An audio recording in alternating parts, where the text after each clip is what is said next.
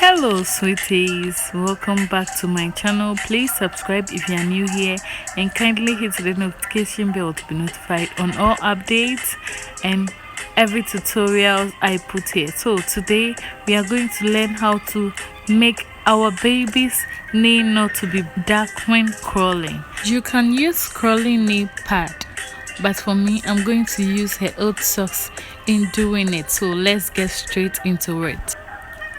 I got her old socks, 4 reds, and a pair of scissors.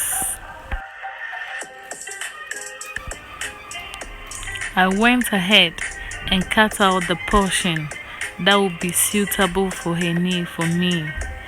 So, as you can see, that was how I divided it. And it was good on her and I liked it. So, I did the second one also.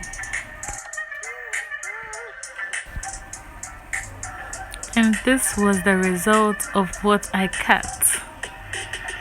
So now I'm going to try to put it on her and see whether it will be suitable for her when using it to crawl. So let's check out. Ta-da! This is it, the final result. So she's good to crawl with this and she loved it.